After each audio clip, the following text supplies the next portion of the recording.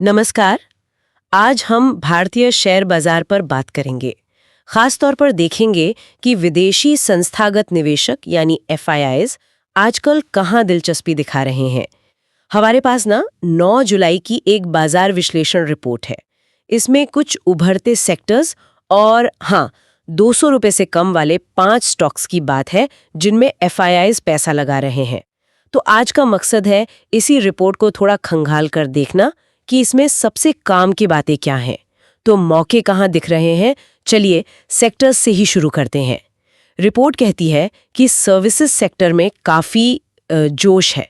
जून का जो services PMI है वो 60.4 पहुंच गया। ये तो 10 महीने में सबसे ऊंचा लेवल है। मतलब कारोबार में अच्छी तेजी है। और IT स्टॉक्स, उनका डिविडेंड यील्ड भी सुना है काफ़ी अच्छा है। हाँ बिल्कुल, सर्विसेज में तो साफ मजबूती दिख रही है। ये PMI का आंकड़ा काफी अहम है। और देखिए, सिर्फ सर्विसेज ही नहीं, मैन्युफैक्चरिंग में भी कुछ खास पॉकेट्स हैं, जैसे ड्रोन सेक्टर। सरकारी मदद भी है और अनुमान है कि 2030 तक ये कोई 23 बिलियन तक पहुंच सकता है। 23 बिलियन, वाह, ये तो बहुत बड़ा पोटेंशियल है। हाँ बिल्कुल। और साथ ही कमर्शियल रियल एस्टेट में भी, खासतौर पर टेक कंपनियों के लिए जो फ्लेक्सिबल ऑफिस स्पेस होता है ना, उसकी मांग Q2 2025 में, मतलब पिछले क्वार्टर में, साल दर साल 65% बढ़ी है। अच्छा, 65%। हाँ। यानी कंपनियां तेजी से एक्सपैंड कर रही हैं। लगता तो यही है। ठीक है, ये तो हुई सेक्टर्स की बात। लेकिन पैसा, FIIs का पैसा कहाँ जा रहा है? वो आजकल क्या खरीद रहे हैं? हाँ, ये बड़ा दिलचस्प सवाल है। और यहाँ ना एक ट्रेंड दिख रहा है।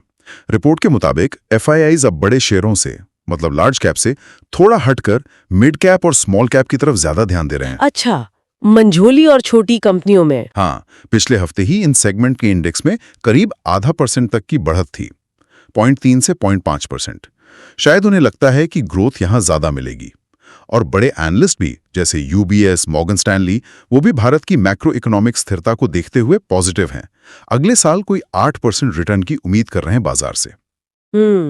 तो माहौल कुल मिलाकर पॉजिटिव लग रहा है, खासकर मिड और स्मॉल कैप के लिए। तो अगर समेटना हो, कौन से सेक्टर्स पर खास नजर रखनी चाहिए, मतलब इस रिपोर्ट के हिसाब से?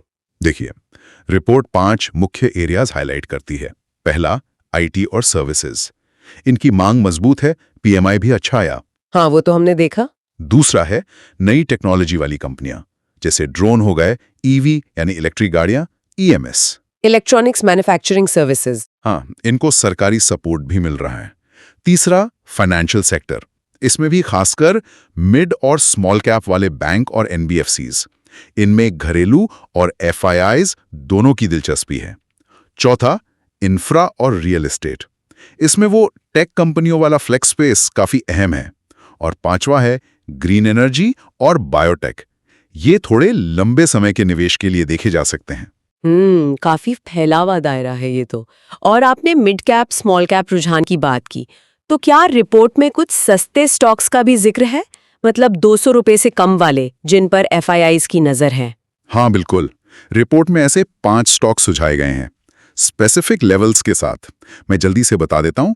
पहला है Indian railway finance corporation, IRFC। अभी करीब 138 रुपए के आसपास है। अच्छा, रेलवे वाला स्टॉक। हाँ, रिपोर्ट में टारगेट 155 से 160 का है। दूसरा है SJVN लिमिटेड। ये करीब 99 रुपए पर है। पावर सेक्टर में है, हाइड्रो और रिन्यूएबल एनर्जी पर फोकस है। टारगेट है 115 से 125 रुपए। ठीक है। तीसरा, इंडियन ऑयल कॉर्पोरेशन, IOC, लगभग 154 रुपए का। ये तो जानी मानी सरकारी ऑयल कंपनी है। टारगेट 170 से 180 रुपए का। चौथा है यूनियन बैंक ऑफ इंडिया, लगभग 150 रुपए पर।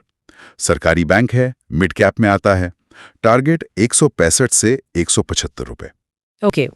और पांचवा है एप्टस वैल्यू हाउसिंग फाइनेंस। ये करीब 180 रुपए का है, अफोर्डेबल हाउसिंग फाइनेंस में। टारगेट 200 रुपए से 215 का सुझाया गया है। और इन सब के लिए रिपोर्ट में एंट्री लेवल और स्टॉप लॉस भी दिया है। जैसे IRFC के लिए 130 रुपए का स्टॉप लॉस। ये लेवल्स ध्यान में रखने वाले हैं। काफी दिलचस्प लिस्ट है ये।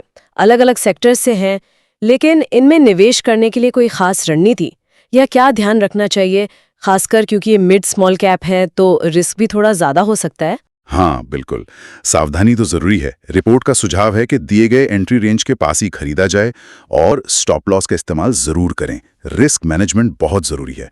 टारगेट लगभग 10-15% का रखा जा सकता है, जैसा रिपोर्ट में दिख रहा है। सबसे जरूरी है FII फ्लो पर नजर रखना। क्या ये रुझान वाकई जारी रहता है मिड स्मॉल कैप में? हाँ, ये देखना अहम होगा। और साथ ही कंपनियों के आने वाले तिमाही नतीजे, Q2 के रिजल्ट्स और ग्लोबल इकोनॉमी के संकेत, ये सब बाजार की दिशा तय करेंगे। तो हाँ, सावधानी जरूरी है। तो कुल मिलाकर आज की बातचीत का सार ये निकलता है कि सर्विसेज, IT, ड्रोन जैसी नई टेक्नोलॉजी और मिड स्मॉल कैप फाइनेंशियल व इंफ्रा, ये सब अभी फोकस में है। और ये जो 200 रुपए से कम वाले स्टॉक्स बताए गए, इनमें FII की दिलचस्पी और कुछ तकनीकी मजबूती का कॉम्बिनेशन है जो शायद इन्हें छोटी अवधि के लिए देखने लायक बनाता है। हाँ, बिल्कुल सही कहा आपने। ये एक मोटा मोटा खाका है जो रिपोर्ट से उभर रहा है। और जाते जाते एक सवाल सोचने के लिए छोड़ सकते हैं। जिस तरह FIIs का रुझान मिड और स्मॉल कैप की तरफ जा रहा है, क्या ये बड़े शेयरों मतलब लार्ज कैप्स में किसी आने वाली करेक्शन या सुस्ती का संकेत है, या फिर ये बस एक अस्थायी बदलाव है जहां निवेशक छोटी कंपनियों में वैल्यू ढूंढ रहे हैं? ये वाकई सोचने वाली बात है। इस बदलते पैटर्न पर आगे भी नजर बनाए रखना दिलचस्प होगा।